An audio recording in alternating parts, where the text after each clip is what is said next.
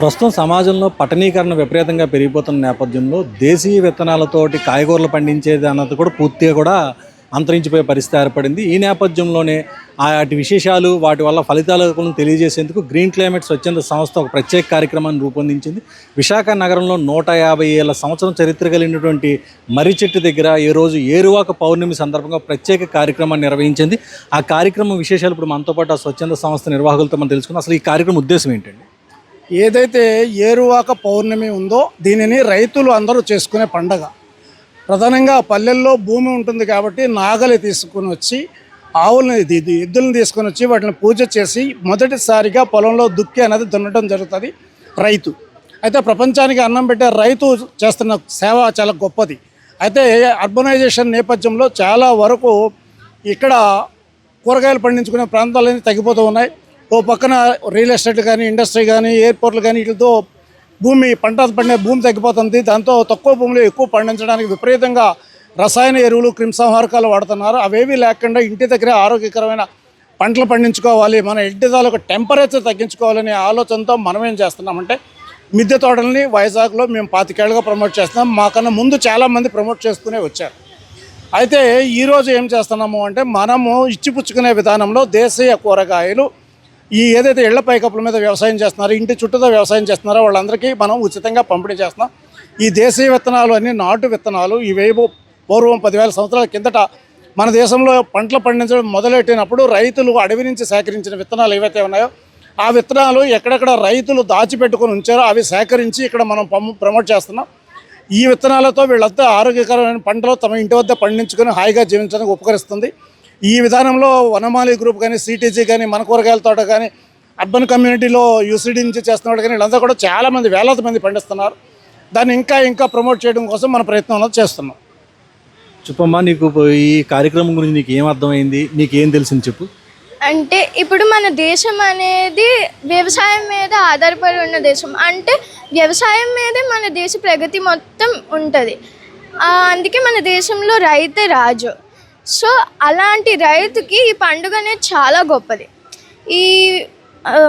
ఈ పండుగ ఎవ్రీ నెల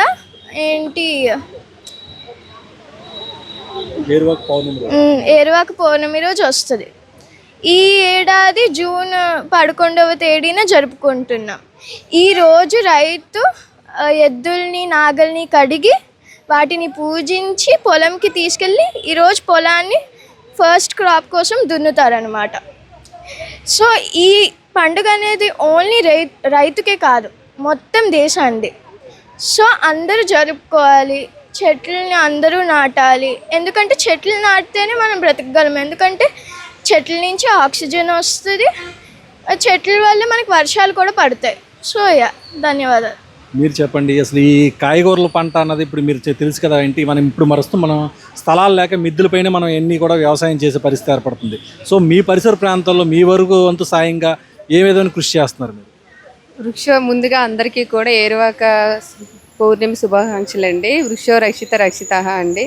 ప్రజెంట్ ఏంటంటే అందరం కూడా ఫాస్ట్ ఫుడ్స్కి అలవాటు అయిపోయాము. అంటే టేస్ట్ ఫుడ్కి అలవాటు అయిపోవడం వల్ల మన ఇంట్లో ఉన్న న్యాచురల్ ఫుడ్ని మనము ఈటబుల్ చేయట్లేదు. సో ఈ ఏరువాక ఇక్కడి నుంచి అయినా ఏరువాక పౌర్ణమి దినోత్సవ సందర్భంగానే మన ఇంటిలో మనకు సంబంధించిన ఆకుకూరలు, జస్ట్ ఆకుకూరలు స్టార్ట్ చేస్తే అట్లీస్ట్ ఒక చిన్న ట్రే మన ఉపయోగించలేని వాటి పనిముట్లలో లేదంటే చిన్న డస్ట్బిన్లోనైనా మనం ఈ ఆకుకూరలు వేసుకొని మన సొంతంగా పండించుకుని తిన్న టేస్ట్ అనేది ఒక రకంగా ఉంటుంది. దాన్ని హ్యాపీగా ఫీల్ అవ్వచ్చు. ఇంకొకటి ఏంటంటే ఈ ప్రజెంట్ రేపటి నుంచి స్కూల్స్, కార్యాలయాలు అన్నీ కూడా ఓపెనింగ్. ప్రతి స్కూల్లో నాకు ఈ ఏరువాక దినోత్సవ సందర్భంగా నాకు చిన్న రిక్వెస్ట్ సమాజానికి ఇవ్వాల్సింది ఏంటంటే ప్రతి కార్యాలయంలోని, ప్రతి స్కూళ్ళల్లోని, ప్రతి హాస్పిటల్లో కూడా చాలా ఎక్కువ ప్లేసెస్ ఉంటుంది. నేను అన్ని దిక్కులు ఈవెన్ ఇక్కడ కూడా చూసుకున్నా చాలా ప్లేస్ ఉంటుంది. కానీ దాన్ని యూటిలైజ్ అనేది ఎవరు చేసుకోవట్లేదు. అది మన పని కాదే అనే ఉద్దేశంతో వదిలేస్తారు. ఎవరైతే దాన్ని పోషిస్తారో వాళ్ళే అనుకుంటారు. అట్లా కాకుండా ప్రతి కార్యాలయంలో పనిచేసిన సిబ్బంది, స్టాఫ్ అందరూ కూడా ఆ యొక్క ప్లేస్ని యూటిలైజ్ చేసుకొని అడాప్ట్ చేసుకుంటే అట్లీస్ట్ ఆ కార్యాలయంలో స్టాఫ్ కూడా వాళ్ళ పంటలు వాళ్ళు పండించుకొని ఇంటికి తీసుకెళ్ళవచ్చు.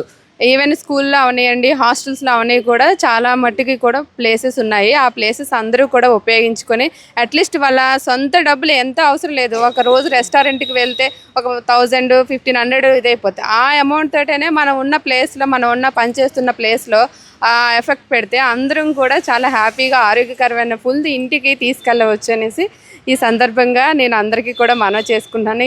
ఇది ఏరువాక దినోత్సవం అనేది వైజాగ్లో ఇంత 150 ఏళ్ళ క్రితం చెట్టు కింద నాకే తెలియదు ఇప్పటి వరకు కూడా ఇన్ని ఏళ్ల క్రితం చెట్టు ఉన్నదనేసి. అలాగే దీని యొక్క ప్రాముఖ్యత అందరికీ తెలుసుకోవాలని, మన తాత ముత్తాతలు ఎప్పుడో నాటింది మనం ఈరోజు చెట్టు కింద ఎంతో, అలాగే మనం వేసినవి కూడా భవిష్యత్ తరాల వాళ్ళకి మంచిగా ఉపయోగపడాలనేసి అందరికీ కూడా మనవి చేసుకుంటున్నాము.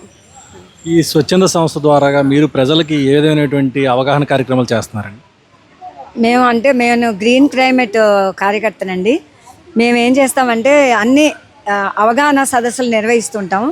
అంటే వినాయక చవితి అయినప్పుడు పర్యావరణ హితంగా ఎలా చేయాలి, హోలీ అయినప్పుడు ఈ రకరకాల కాలుష్యం కారకాలైన రంగులు ఉపయోగించకుండా మన ఇంటిలో దొరికే బీట్రూటు, టొమాటో ఇలాంటివి, పసుపు, పూల రెక్కలు ఇలాంటి వాటితో ఎలా చేసుకోవాలి. ఆ తర్వాతనేమో మనకి వినాయక చవితి, హోలీ ఇవి కాకుండా మనం ఏంటంటే ఈ శబ్దం, ఇప్పుడు ఏంటంటే డీజేలు, ప్రతిదానికి డీజేలు పెడుతున్నారండి. ఈ డీజేలు పెట్టడం వలన ఏంటంటే చిన్న వాళ్ళకైనా హార్ట్ అటాక్ వస్తుంది. అందుకని ఆ శబ్ద కాలుష్యం కూడా చేయకుండా ఉండాలని చెప్తున్నాం. అలాగే మన మేడ మీద మిద్దె తోటలు పెంచుకోవాలని చెప్తున్నాం. అలాగే మన ఇంటి చుట్టూ పచ్చని వాతావరణం, ఎందుకంటే చెట్లు ఉంటేనే మన మనుగడ, చెట్లే ప్రగతికి మెట్లు అంటారు కదా. అందుకే చెట్లుంటేనే మనం అభివృద్ధి కానీ మన జీవన మనుగడ కానీ అని ఇలా రకరకాల అవగాహన సదస్సులు నిర్వహిస్తున్నాం. అలాగే పర్యావరణ హితంగా మనం విత్తన వినాయకులు తయారు చేయిస్తున్నాం. ఎందుకంటే ఆ పూజ అయిపోయిన తర్వాత ఆ వినాయకుడిని మన మట్టిలో వేస్తే అందులో ఉన్న విత్తనం నుండి చక్కగా మొక్కలు వస్తాయి. అందుకని విత్తన వినాయకులు చేస్తున్నాం. సీడ్ బాల్స్ చేయిస్తున్నాం. అవన్నీ కొండల మీద వేయిస్తున్నాం అండి. ఇలా రకరకాల కార్యక్రమాలు చేస్తున్నాం. ఇది 150 సంవత్సరాల చెట్టు అండి. దీన్నేమో కొట్టేస్తామంటే మేమంతా చాలా కష్టపడి దాన్ని పరిరక్షించుకుని దీనికి ప్రతి సంవత్సరం మన ఇంటికి మనం రక్షించే ఒక పెద్దన్న కింద రాఖీ కూడా కడతామండి. రాఖీ పున్నమి నాడు రాఖీ కడతాము. ఆ తర్వాత మనకి వర్షాలు పడాలి, మన ఏరువాక పూజ చేయాలి, వర్షాలు పడాలి, పంటలు పండాలంటే చెట్లే కావాలి. కాబట్టి ఇది మనకి ఊర్లో ఉన్న ఒక పెద్దన్న కింద కాబట్టి దీనికి ఇవాళ పూజ చేస్తున్నామండి. ప్రస్తుతం పట్టణీకరణలో ఇప్పుడు భాగంగానే ఇప్పటికే పచ్చదనాలు పూర్తిగా కరువైపోయింది. ఈ నేపథ్యంలోనే విశాఖలో ఉన్నటువంటి 150 ఏళ్ల చరిత్ర కలిగినటువంటి చెట్టు వద్ద ఈ కార్యక్రమాన్ని నిర్వహించారు. నేరు అందులో విశిష్టమైన రోజు ఏరువాక పౌర్ణమి. రైతు అనేవాడు ప్రతి ఒక్కరు కూడా ఈ రోజు నాగలి పట్టి దున్ని పూజ చేసే కార్యక్రమం కనుక ఈ కార్యక్రమం ద్వారాగా ప్రస్తుతం భావితరాల కన్నా కూడా దీని విశిష్టత తెలియజేయాలని చెప్పి ఈ కార్యక్రమాన్ని నిర్వహించడం జరిగింది. కార్యక్రమంలో భాగంగా ఈ భారీ వృక్షానికి రాఖీ కూడా కట్టారు. అలాగే ఇక్కడ వచ్చినటువంటి విద్యార్థులు, మహిళలు వీళ్ళందరికీ కూడా విత్తనాలు కూడా, దేశీయ విత్తనాలు కూడా పంపిణీ చేశారు. వాళ్ళ పైన ఉన్నటువంటి మిద్దెల పైన ఈ తోటలు చిన్నవి వేసుకొని వాళ్ళ సొంతంగా వాళ్ళ ఆహారాన్ని వాళ్ళే పండించుకునే విధంగా అవగాహన కూడా కార్యక్రమం కూడా నిర్వహిస్తున్నారు. సో ప్రజలందరూ కూడా ఇప్పుడు ఉన్నటువంటి ఏదైతే రసాయనాలతో కూడినటువంటి ఆహారం తినే కంటే ఇలా సేంద్రియంగా వాళ్ళ ఇళ్లలోనే చిన్న స్థలంలో అయినా సరే చక్కగా వాళ్ళు తోటలు కానీ లేదా కాయగూరలు కానీ ఆకుకూరలు కానీ పండించుకొని వారంతటి వారే ఇంట్లో కావాల్సినటువంటి అన్ని కూడా సమకూర్చుకోవాలని చెప్పేసి వీళ్ళు స్వచ్ఛంద సంస్థ పిలుపునిస్తున్నారు. అందులో భాగంగానే ఈరోజు ఏరువాక పౌర్ణమి కార్యక్రమాన్ని ఇక్కడ నిర్వహించడం జరిగింది.